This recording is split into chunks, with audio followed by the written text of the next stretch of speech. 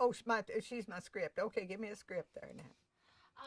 Well, just hearing you tell that story, was there any time in the organizing that you did between 33 and August 34 that you fell into some kind of trouble, that you felt threatened? Think about it. Let's see.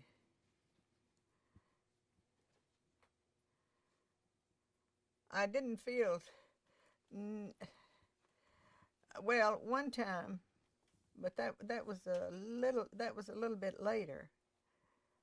When I was just organizing generally for the AF of L, they sent me to a place called Hollywood, Mississippi. It was just a small, very small place down there, and there was a hosiery mill there. And they sent me down there to organize that place. And I was ordered out of town down there. They told me to get out of there. They didn't want any violence. They didn't want any trouble from me, and for me to get out of town. Well, I was down there by myself, and I'm no hero. I'm not trying to win any battles for bravery, so I got out. But I remember going out to a house to talk to a girl one night, and her father came in, and he said, "Now I want you out of here." Said, "You're one of them old Reds." And I said, "Well, I may be. I'm not at all certain what a Red is." I said, "What is that?" He said, "It's them old Russians." And I said, "Well, that won't work for me at all because I live in Knoxville. I don't know a thing about Russia." And he said, "Well, it's you Russians." I said, "No, no, you're confused here." I said, I'm from Knoxville. I'm not from Russia at all." And later, I did leave town because they had told me to. And I remember the bus driver telling me there. I told him about that man saying that I was a Red. And he said, "What made him think you were a communist?" And I said, "I don't know, because I was union organizer, I guess." And he said, "Well, that dumb SOB, he doesn't know the difference in communism and rheumatism, so don't worry about him." But I did worry about him enough to get out of town. Well, you couldn't take those chances. They were that many against you. Like I said, I'm not bucking for any bravery medals. Now, what about that notion of outsider? Outsider. Oh, that outsider. That was rampant here during our strike. Everybody was considered. If you didn't live right in the city of Knoxville, you were an outsider. Outsiders coming in to stir up trouble. That's what they said all the time. That's an outsider. You could come from as near here, Sevierville or Dandridge or anything. You were still an outsider. And you? They were looking for somebody. They couldn't call me outsider because I lived here and was in the papers every day. And they knew I lived here. So that didn't work. No, that didn't work. That didn't work. When did you realize that the organizing that you were doing was as massive as it was, that it was something that was so big?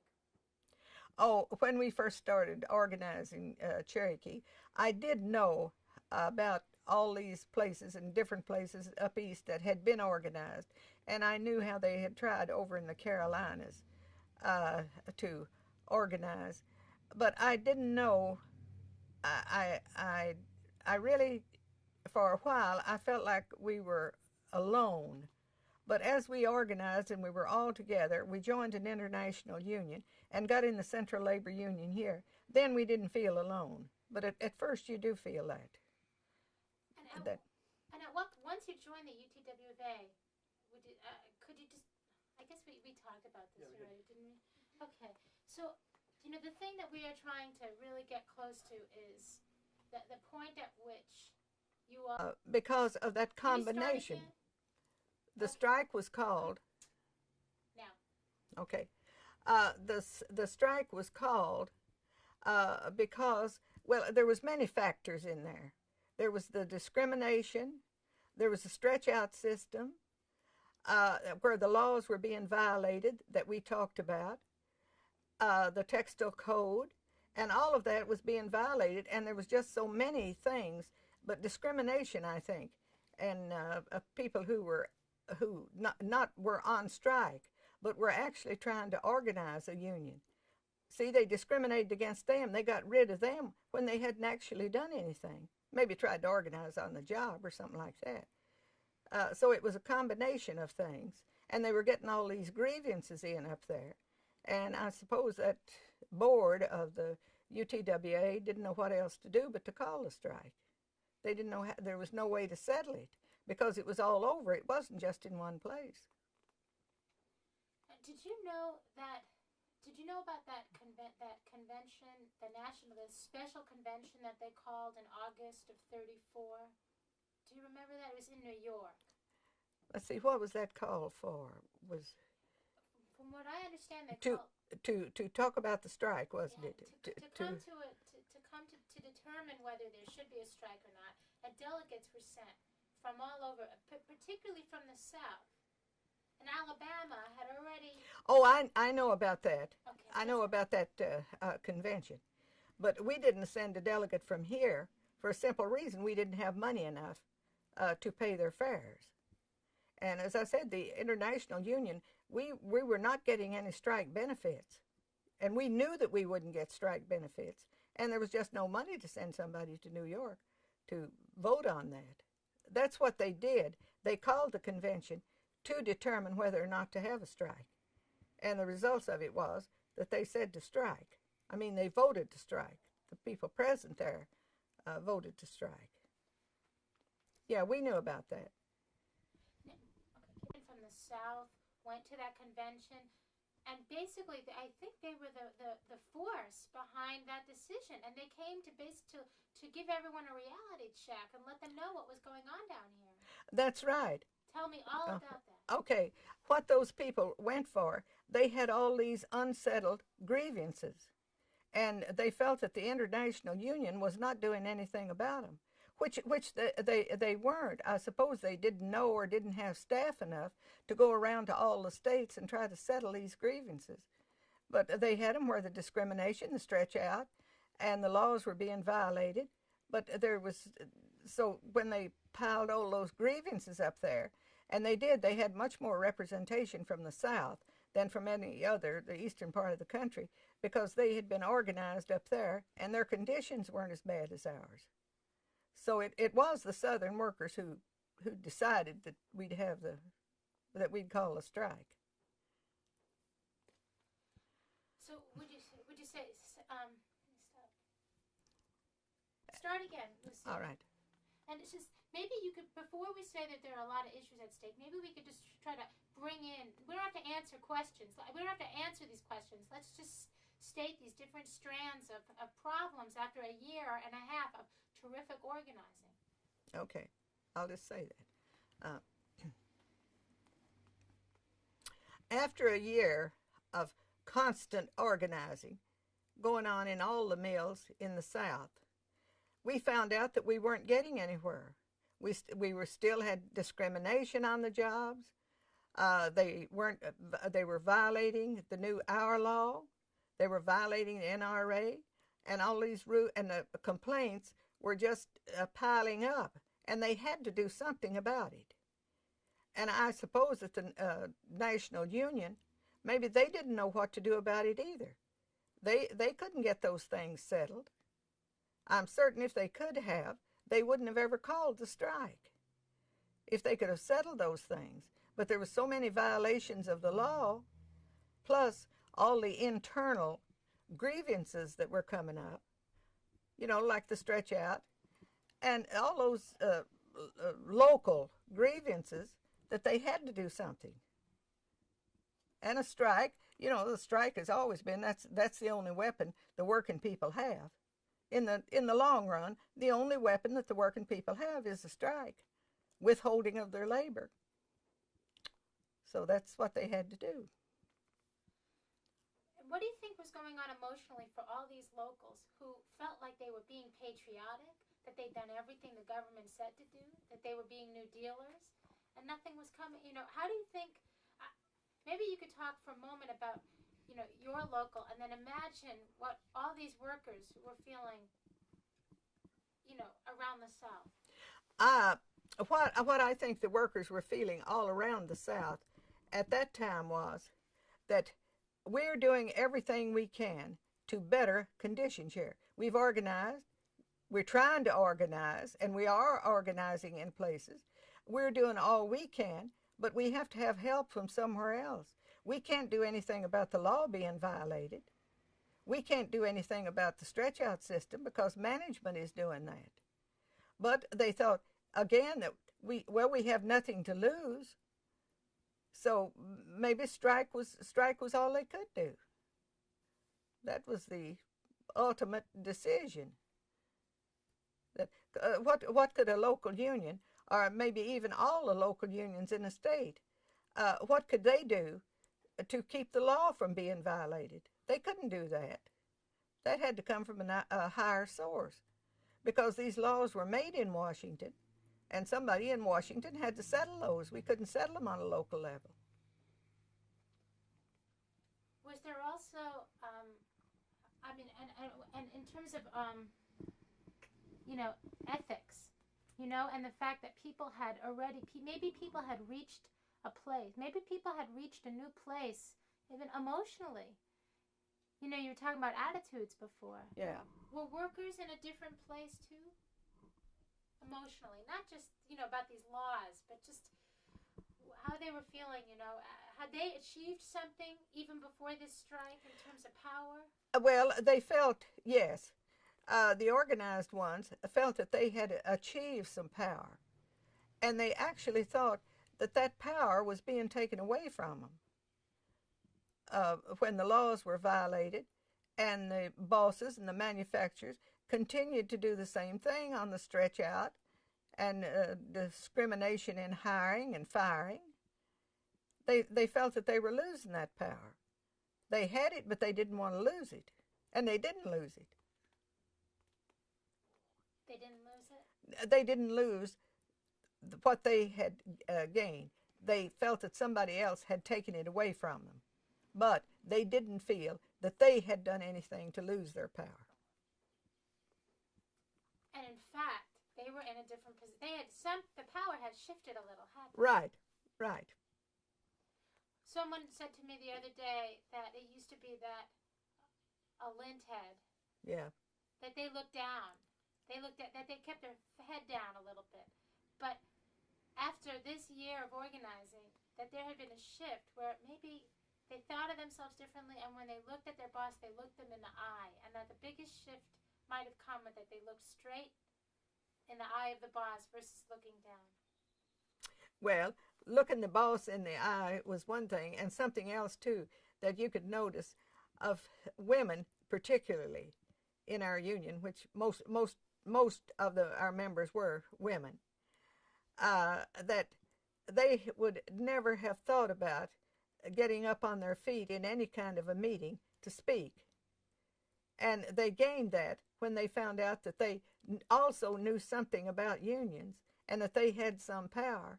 They'd get up in the Central Labor Council and speak and talk. I thought that was the greatest change that I saw in them, was having that courage to speak in public where they had not done that before. Like some of them said, I asked one woman, I said, I never heard you speak before. And she had made a real talk in the Central Labor Council. She said, well, I never had anything to say before.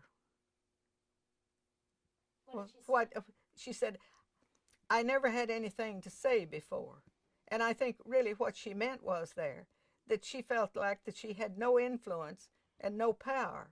But the way she put it was, she said, I never had anything to say. She was afraid to say what she was thinking, of course, to her boss. And but with all the new laws and being in the union and knowing that she had the backing of her co-workers there, she had the courage to stand up and talk. To me, that was a great achievement. One other question along the same lines. Had these people ever belonged to anything other than had most workers ever belonged to anything other than the church before? No. Can you talk about that? No, they had not belonged. Don't say they. Okay. Say, my co-workers in the mill, or most cotton mill workers, or textile workers. 1 second. Is that okay? Is it okay? Wait. Yeah, I got to look at her. We ready? These mill workers. Don't say these. You're talking about okay. your friends and your colleagues. Okay. Okay, what do I say? You could say we. We. You could say us. No, I want to say them. Let's see. Could I say most of us who worked in the mill? Yeah. And particularly the women. Well, start again. I was on you. Okay. What did I say? Most of us who worked in the mill. Most of us who worked in the mill, and particularly the women, had never belonged to any organization or agency other than their church before. We had a few that might belong to an Eagles Auxiliary, or maybe one somewhere that belonged to veterans organization or something like that. But they had not belonged to anything except church. And of course, their pastor was a man, and they weren't used to women even talking in church. So they'd had, I think like this woman said, she said, I never had anything to say before. She didn't have an opportunity really to say anything before a crowd. Where would she have had it? She couldn't do it in church. She didn't belong to any other organization. But when she got in the labor movement and felt right at home with her co-workers, then she had that courage and certainly the knowledge to get up and express herself. And she was somebody, right? I mean, That's you could right. be an officer. You could be a member. Sure. You couldn't be anything in the mill but that job. That's right. That's right. Can you repeat that? Yeah. In the mill, all right, start over. In the mill, we couldn't be anything but a machine operator, listening to the boss. But in the union, we could hold an office, we could be a delegate to the Central Labor Council, we could speak our piece, and it gave us a new freedom. A lot of those women thought, maybe I was one of them, that you just don't get up in public and say what you want to say. But when you're surrounded with your co-workers, and you know most of them are thinking the same way you are, then you have that courage, and you want to get up. If you have an opinion, you want to express it. So would you say that might have been the biggest shift in the South? Was this shift that all these workers had a voice, or they thought they did? Absolutely. Absolutely. The mill workers began to think then, through their union and through the new laws that had been passed, that something new was happening. Something new was happening in their world. And it was giving them opportunities to do things like that speaking in public that they'd never had before. And they used it. Very good. Not great, no. I hear you. No, don't. All right. Some of our mill workers, some of my co-workers, were losing a certain amount of faith in the government after we had had all these what we considered wonderful, and they were wonderful, laws passed to help the people, and we saw that they were not being enforced.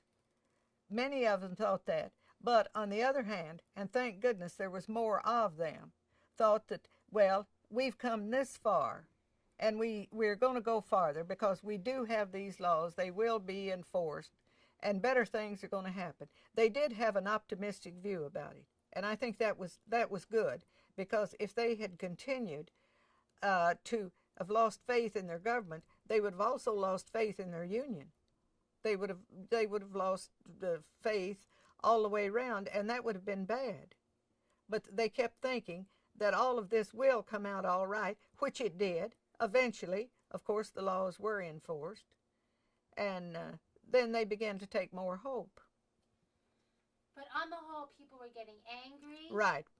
And frustrated, and they needed to take some kind of public action. That's right. They wanted to take a public action and call attention to their plight of the stretch-out system, the discrimination, the law violations. They wanted to call attention to it. So how are they going to do it? When, as we've said before, the only weapon the worker has is the strike. Withholding their labor, that's the only weapon they have. So they had to consider striking in order to get what was justifiably theirs. Lucille, you're going to kill me. I want you to say it again, but say we. Because you're making it sound like some other folks. Well, what did I say? I forgot what I said. You said we were angry and we needed to make a public... Who did I say? Public attention. Well, it wasn't all of us, but we'll make it we. Okay. We're ready. All right. We were angry. We mill workers were angry because the laws were being violated. We knew enough about the laws to know that they had been enacted to help us.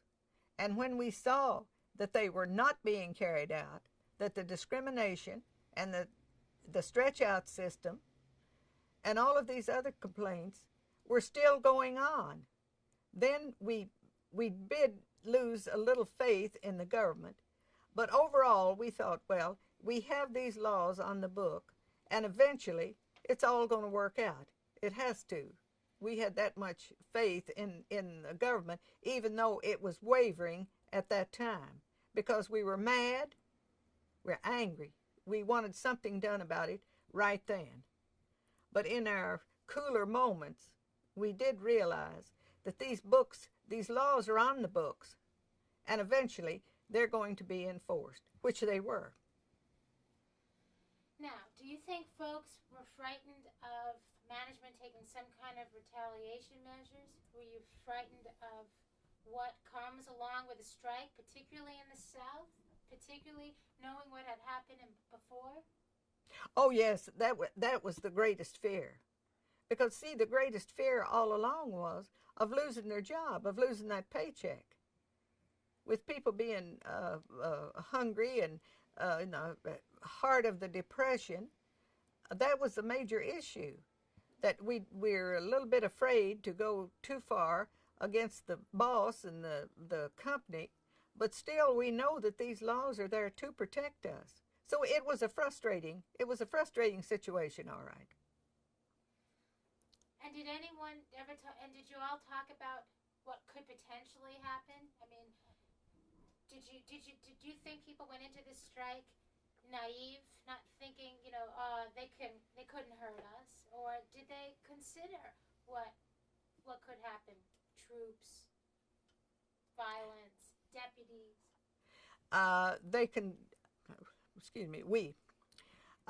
We considered a lot of the things that could happen, but we didn't dwell on those things. We knew that those things had happened to other places and could happen to us, but let's take that chance. That was the attitude of the people. Let's take that chance. They've taken it other places, and let's take it too. Let's go with our co-workers.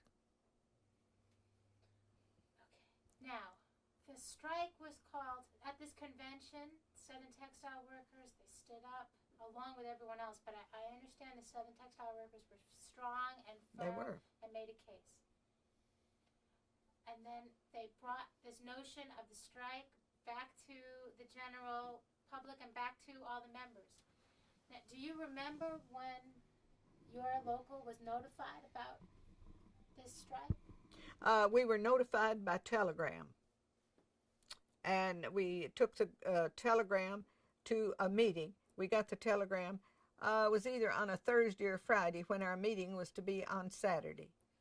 And we took the telegram to the meeting, and it was a unanimous vote that we go with the International Union, that we would strike. The vote was unanimous. Was that the second vote? Wasn't there a first vote that people were a little uncomfortable? Yeah, that's right. Can you talk about that? On the first vote, we had two votes on it at two different times. That's what happened on that. And they were a little apprehensive about that first vote.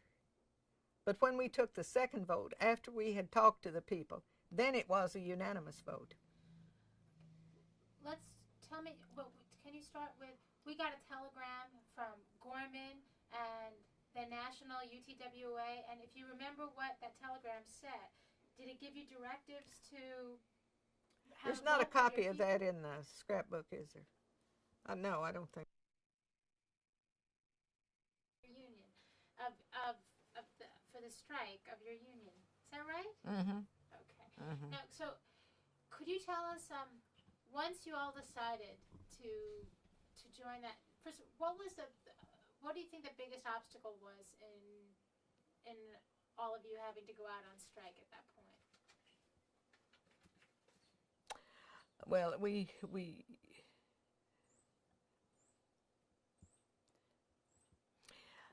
I think actually the biggest obstacle that we had uh, in going out was the families of the strikers and the neighbors. See, there was a lot of families where there'd just be one person in that family that belonged to the union. And since that person wasn't very well acquainted with the union themselves because we hadn't been organized long enough, they were having to think about their church was against them, and their members of their family was against them, and the neighbors. So we had to overcome that. And I think in a way it took a lot of courage for those people that in spite of the church, in spite of the neighbors, and in spite of the family members who were opposed to organized labor, or thought they were. They didn't know enough about it to be really opposed. But what they were thinking about more than anything else was losing that paycheck. See, this was Depression days. Those people didn't have any money. And to lose a paycheck there, they had to face all that. And of course, themselves, they were thinking about there won't be a paycheck next week. That was a big obstacle. How did your local union deal with that? I mean, in terms of, did you set up a commissary? What did you? No. We didn't have any money. We didn't have anything to set up any sort of a soup kitchen or anything like that. And we did not get any strike benefits from anywhere. Now, many of us had friends who would give us things like a bag of apples or maybe some meat or something like that. That was just friends giving it to us. But we didn't have anything like that. And that's why those people were fearful of a strike. What are we going to eat? It was down that far. That if you go out on strike, you're going to get hungry, which certainly was a possibility and did happen in cases. Now, I remember that you wrote a letter to the newspaper. It seemed like to explain to the public why you were all out on strike, to make some kind, so that the community would understand. Do you recall doing that? Yes. Can you tell me, like, so could you begin this with a thought? And so I wanted the community to understand what was going on, or something. Okay. I wanted the community all along to know what the strike was all about and why we were striking. So I wrote letters to the editor and talked to all of our own members and family members that I possibly could to explain to them why we were doing this. See, there were people who this was not a union town at the time, certainly not.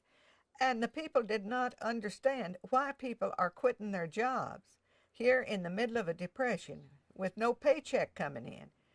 What are these people thinking about? Well, we who worked in there, we knew what we wanted. We wanted higher wages. We wanted better working conditions. We wanted shorter hours. We wanted a better life all around. But the people didn't understand that that was our way of going about getting that. You know, I was reading last night that. Can I put it like this? While we were calling our strike and thinking about going out on strike, we had one objective in mind, and that is we were striking against the management, against the ownership of the mill, because they were the ones who could change the conditions there. Even though we had all these new laws, we weren't striking against the laws or against any particular legislation. We were striking against the company because it was the company who could give us what we wanted, which was better wages and shorter hours. Does that explain it? A little bit, yes. Okay, now, and I think that when we go through some of the documents,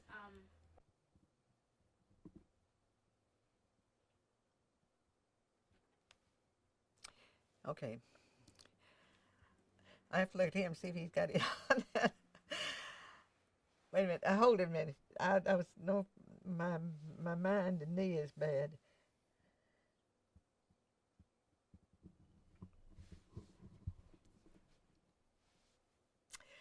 When we voted to strike, I was, well, it was not exactly that I was voted in, but it was just assumed that I was going to be the leader of the strike.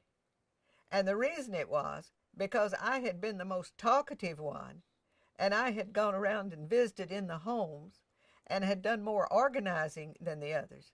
Certainly it was not because I knew more about organized labor, because I did not. None of us did. But because I had been so active, I was made the leader. So I was the target. I was the target of the deputy sheriffs. I was the target of the newspapers. I was the one that they called because I had been out there in front all along. And that was why I was getting all the publicity and being accused of being the communist and the troublemaker, and was the first one to be blacklisted because I had taken such an active part in getting the union and then in leading the strike. That's where I got all the bad publicity. but in terms of leading the strike, I mean, how did it work? I mean, it's very hard for me to imagine. Were there 5 people? You know, how did you do? What if you woke up in the morning? How did you organize for that strike? There had to be signs made, or not signs made, or leaflets. I mean, what actually happened? During this strike, there was a lot of work. There's a lot more work involved in a strike than people think for. Now, at that time, all of our picket signs were homemade. They were made with shoe polish and cardboard, and made in somebody's backyard, and whatever kind of stick that we could think of to put it on. So it was my job to see that we had so many pickets with their signs there each day. And that was no easy task, because we'd have to get the signs made. Of course, we'd use the same signs over and over. But I had to be certain that there was a group of people there to do that picketing the next morning. We didn't expect the same people to come out. However, on our picket line there, it wasn't just the people carrying the signs. All the other members would come there too. They'd just come there to watch and to be there. They didn't actually do anything. But we had so many that would walk up and down in front of the mill until they got the injunction against us. Of course, when they did that, we had to stop picketing. And that was the beginning of the end of the union there. When see, we had gathered at the mill. Well, when they got an injunction against us and we couldn't go near the mill, we lost our meeting place. That's where we were meeting all the time. And we'd still try to meet uptown in the hall that we had been using all the time. But it wasn't the same thing. The people could come out to the picket line and see what's going on every morning, stay as long as they wanted to, and leave. But then when they got the injunction against us and we could no longer picket, well, that was the beginning of the end of our union. Well, who got this injunction against you? I mean, The company. The company got the injunction to keep us from picketing. And they could. All they had to do was get this court order to say that we couldn't come near the mill, which we couldn't. and you were just exercising your rights of free speech, weren't you? I hope so. Now, you were, from what I understand, there were two, you were a leader, Foots Weaver was a leader. Oh, we had many leaders. Well, not many either. Not really leaders. Because none of us knew enough about the labor movement. We had not been organized long enough to be real leaders. But we had people there who would try.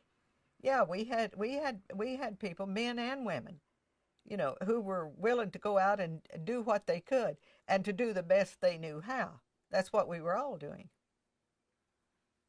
now, what did it mean to be a? Do you have any questions? Anything specific, Peter? No, it's good so far. Just Well, we're not ready yet. You just okay. can think about. You know, Okay, I'm ready. We had held our meeting and knew that we were coming out on strike. So I think all the employees were there that first day to join the picket line. Of course, we didn't need all of them.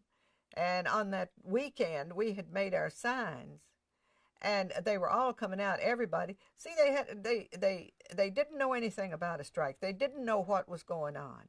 Really, they had voted to strike because they knew that they wanted to better their conditions. But they came out to see, well, what are we going to do? And then was when we would have our meetings. That was why I said that the injunction actually ruined, was the beginning of the end of the union.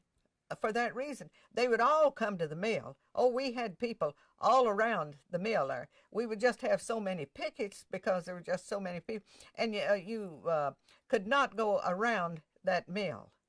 There was one big gate. The mill faced on a street there, and there was one big gate. But we could not, of course, go into that gate or go around to picket it. So we only picketed in front of the mill. now, here you are. You're picketing and you're in Mill Cherokee, and then there's Brookside, and that's just in Knoxville. This strike is going on. This was a nationwide strike. Mm-hmm. Can you talk about, here you're running one strike, but at the same time, you know that this is going on all over the country.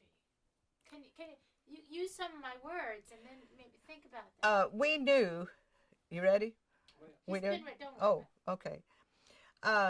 We knew when we were on the picket line there that there were mill workers all around the country that were also on strike. And we tried to find out, and we did have a little help. Once in a while, a person, say from Georgia or North Carolina, would come through, and we'd try to get information from them. Were we doing it right? Are there other ways to do this? And of course, we did not get any of that information out of the newspapers. They would only report the violence and that the strikes were on at these places. But we didn't get any, we needed help. And the only place that we got any real help at all was from the Highlander Center. Miles Horton came down, and he tried to guide us and did. How did he do that?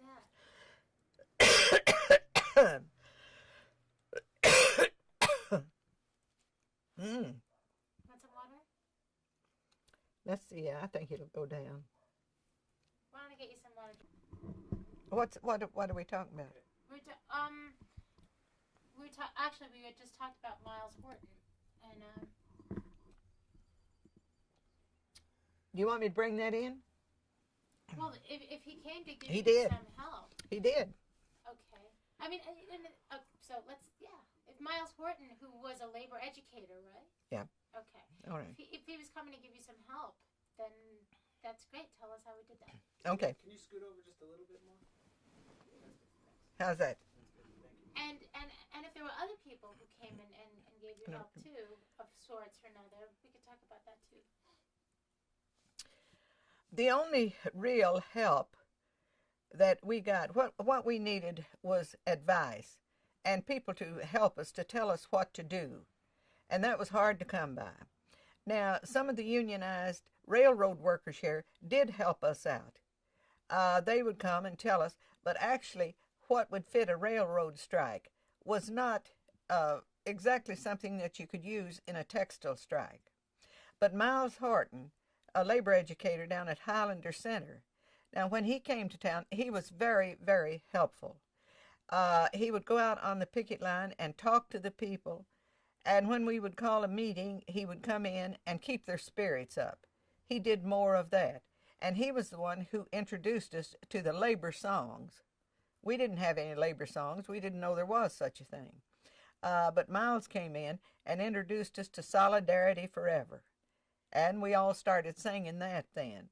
And Miles was a big help to us, and he advised us on what to do, things that we were doing wrong, and all that. He was very helpful. What were you doing wrong?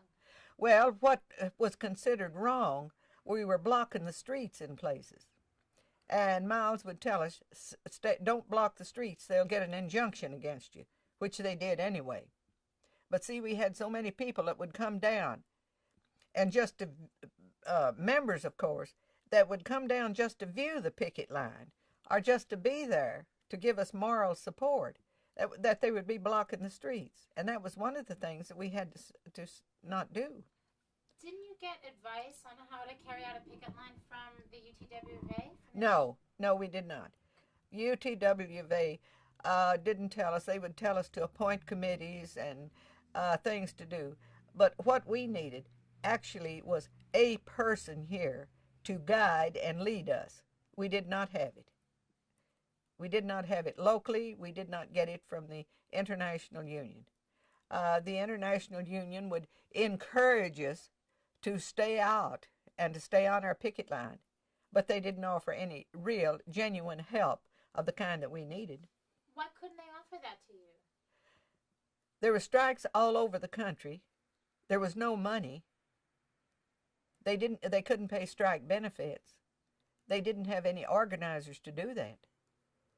See, the few textile workers that were organized before this strike, there wasn't enough of them paying dues into the National Union for them to have any money for strike benefits or to even send people in to help us.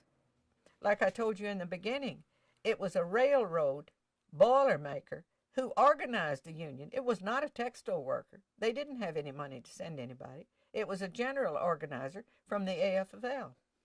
And then it was you, Lucille. Don't discount yourself. Cut it off.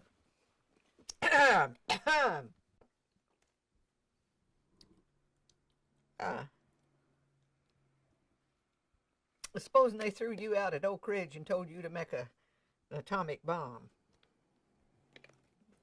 Nobody to help you, what would you do? You try to get some help, wouldn't you? But you couldn't.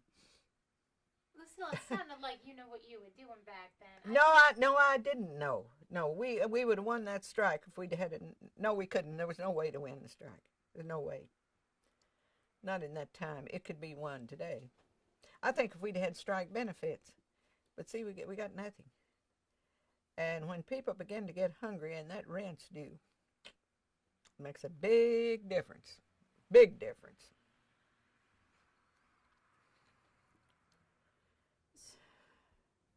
Well, but it wasn't. But when you guys, when it came time for that strike, you started on Labor Day, didn't you? The first day of the strike. Yes. Mm-hmm. Now, what does Labor Day mean? I mean, why Labor Day? What did that symbolize? I really don't know that we were so involved in what we were doing. We weren't thinking about Labor Day, as having any particular significance.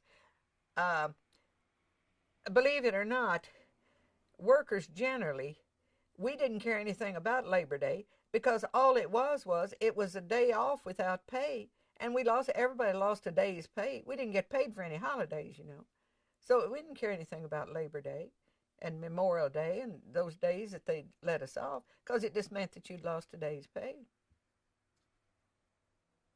So was that Labor Day? Did that specific Labor Day, that calling the strike out on September 1st, 1934, did that have some significance? Was it? I mean, you marked it. I think possibly the reason it was called for that Labor Day was because the National Union thought that would be a good time to do that, because people who knew the significance of Labor Day, that it would call more attention to the strike. Probably a reason, I don't know. So this song that you sang, so what was the day-to-day life on that picket line prior to this injunction? I mean, what was the feeling like on there? Well, at first, I wasn't looking at her. At the first few days on the picket line, it was fun. Oh, that's fun, carrying these banners. But as time went on, and by the end of the week, no paychecks coming in. By the end of the week, it wasn't so much fun. and the crowd had dwindled some, not significantly, that first week. But everybody that could, of course, was finding a job somewhere else because they needed a paycheck. There was nothing to eat, nothing to pay the rent with. So the ones that could were finding jobs other places. Of course, there were very few jobs. There's very few that we left, and some had begun to move away. If they could afford the moving price, they would move to somewhere over in North Carolina where a mill was still open and to try to get jobs there. So regardless of what some people might think, a picket line is no fun. You're out there working for something. You don't know whether you're going to get it or not. You're using the only weapon that you have. And it's really not a fun thing at all. It was a very serious matter to be carrying that picket sign.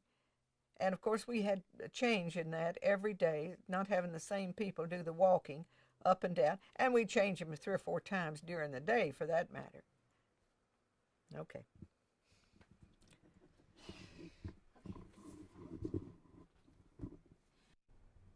Yeah, I can speak it. The saying. Okay. All right, you want me to? Let's see. I think I know the words to that. One of the songs that Miles Horton introduced us to. In fact, I think it was the only one because it had so many verses. We tried to learn it all, and that was that well-known song of Solidarity Forever. And the way that one goes is when the union's inspiration through the workers' blood shall run, there can be no greater power anywhere beneath the sun. Yet what force on earth is feebler than the feeble strength of one? But the union makes us strong. Then we'd go into solidarity, solidarity, solidarity forever. And it was a catchy tune, and they liked it. And I think everybody learned that song because it had a sort of a marching tune to it. And Miles introduced that one to us. And we made copies of it by hand to give to everybody so everybody would have it. And then they'd bring them to the picket line and we'd all sing it. Could you hum the melody No. for me? You do it. You know that old song. Now But it'll help the film a lot if you do it. Well, look, I can't sing. You know I You can't. were singing beautiful last night. No, oh, I can't sing. Oh, now you all know Lucille, that. What is this camp business? What is it? Come on. You sang beautifully yesterday. Oh, you know that I can't sing. I do. Is that why you're putting up such a fuss? Because you think it's about a tune? Yeah. Solidarity forever, solidarity forever, solidarity forever, for the union makes us strong. That's it. That was good.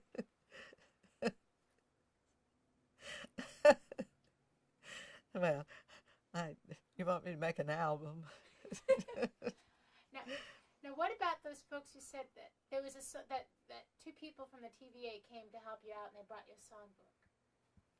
Oh yes, that was 2 former members of the what they called the Wobblies, the Industrial Workers of the World. One of them was a Canadian, and the other one was somewhere from had been a lumberman out in the West. And they came down to help us, and they brought us the Little Red Songbook. And that was great. That had some songs in it that we could use. But, you know something that we had to be careful of on those songs? A lot of those songs were written to religious tunes, and we could not use those. Because I remember one definitely that was written to the tune of Sweet By and By. And they said that we could not put union words to that at all, because that was God's song and he didn't want it messed with. So we couldn't use that one. But the Solidarity, I don't know where that tune came from. It's probably one. But we couldn't use songs that had been set to the tune of a religious song. I think that song was called Long Hair Preacher. Is that it? Yeah. Yeah, that the one about the sweet by and by was long-haired preachers come out every night, try to tell you what's wrong and what's right. When asked about something to eat, they will tell you in voices so sweet. Work and pray, live on hay. You'll get pie in the sky when you die. That's it. Yeah, you sing it. No, did you want to sing that? Well, we would have. Some of us would like to have. We didn't see anything wrong with it, but you must remember, we're living in the Bible Belt. We had to be careful on things like that. Now, did you ever sing it? Oh, we did when a group of us were together. That none of the fundamentalists were listening. We might have, but we didn't use it in the meetings. That wouldn't have been. They wouldn't go for that at all. Well, see, you must remember, during this strike, we had all of these fundamentalists, as they call them, right wing now. We had all those preachers against us, and it was very hard to talk unionism and trade unionism and picket lines to people all week to have a preacher tear that down on Sunday. But that was what happened. What would those preachers say? Well, they would just talk to them about loyalty to the organization that's giving you a job, and things like, "Whose bread I eat, his song I sing," and that, and they compared all unions that there might be violence. We didn't have any violence, but violence could come of it. So it made it hard for us. Everything we had done all week would be torn down on Sunday. What about the devil? The devil, he was in the fundamentalist organization, so you had to watch out for him.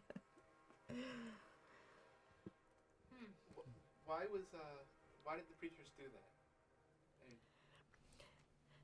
I don't know. I have had some ideas.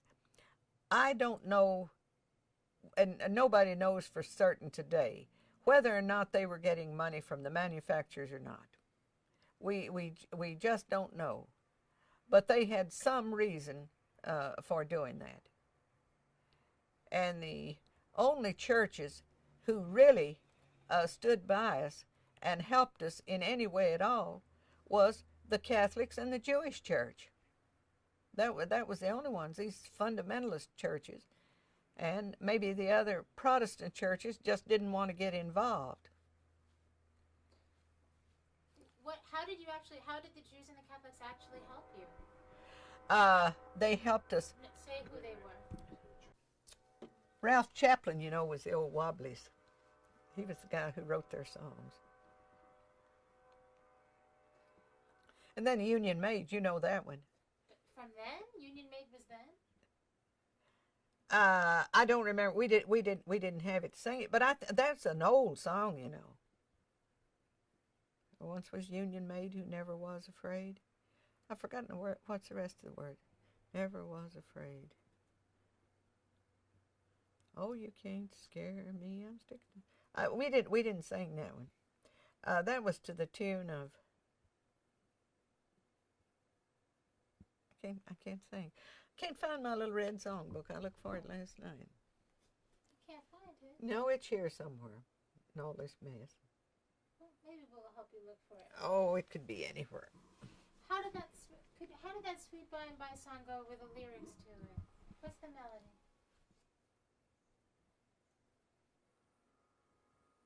Let's see. Long-haired preachers come out every night, try to tell you what's wrong and what's right. But when asked how about something to eat, they will answer in voices so sweet. Work and pray, live on hay, you'll get pie in the sky when you die. He didn't get that, I hope. Oh, Lordy. Now, what else you got? What do they mean, what do they mean by that? Work all day and you pray and then Oh, I think it was just a song. No, but what are those words really, what are they trying to say to these workers? I think in that song, really, I think that could possibly have been written by an atheist, because see, he says the long-haired preachers come out every night, try to tell you what's wrong and what's right.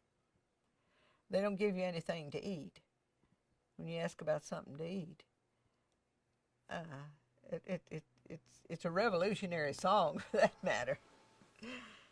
But we didn't sing that one. That tune was come from one of God's songs. You could sing that one. Now what we got? Okay. I'm trying to help you wrap this up. Okay. Kids, what do you think?